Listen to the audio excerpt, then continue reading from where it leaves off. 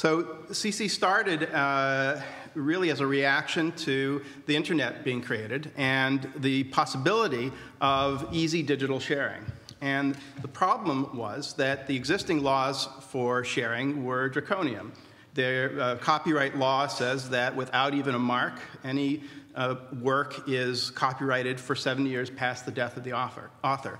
And so as you start to share things on the internet, legally, you could not reshare them, and this was not taking advantage of the technology. So the initial product and the initial organization was mostly a group of lawyers, and the lawyers worked within the laws of intellectual property to create a set of licenses, and the licenses replaced the automatic copyright.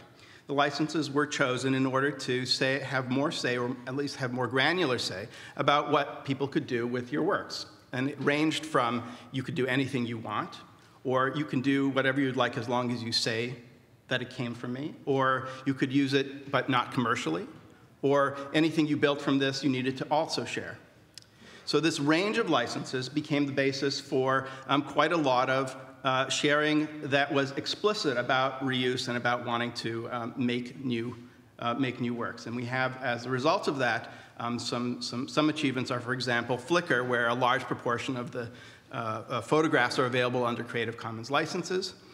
Something like 1,000 scientific journals that use the Creative Commons licenses to say that the content of those articles can be shared and reused for any reasonable purpose as long as there's attribution. As Creative Commons evolved, it started to get into other aspects of the economy where legal or other technological tools might enable easier sharing, less friction, at least on the legal side, for a situation in which there was less friction on the technological side. So I went to a workshop yesterday, and Peter Behrens characterized the commons in several categories: nature, community, and culture. And Creative Commons really operates in all three of those areas.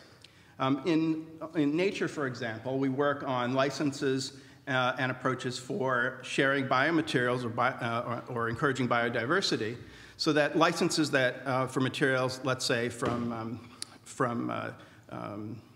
rare elements of nature, barks of trees that aren't exploited yet, that might have medicinal purposes, for instance, setting up a legal infrastructure so that those can be most easily used, again, by others while still benefiting the original countries that are owning it. So there's a fair amount of interest in CC and activity in CC, for example, in Brazil and Central America. In community, we are a community. We've started out the people who want to give according to Creative Commons license form quite a solid group of people who that becomes their motivation. They branch outwards in their activities based on this principle.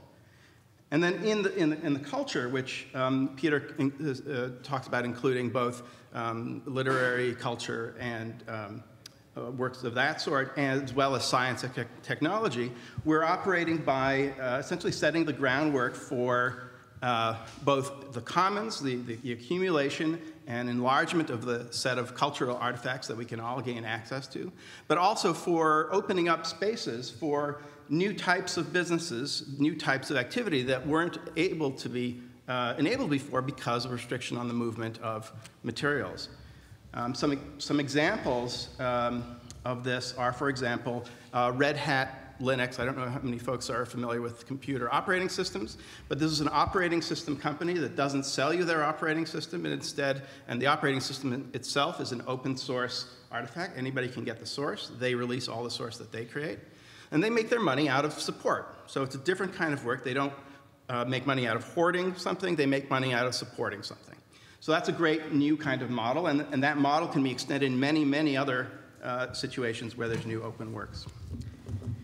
Another example is Jumanji, which is a company that sells Creative Commons licensed music. So you can go to a marketplace there, and while we're finally starting to get some traction within the commercial companies that sell music for DRM-free music artifacts or shareable music artifacts, they're shareable only in principle. If you buy from Amazon, even if you don't have DRM, you're not supposed to give it to someone else. Whereas if you buy from Jumanji or get Creative Commons licensed music, it's intrinsically shareable. It's meant to be shared in the first place.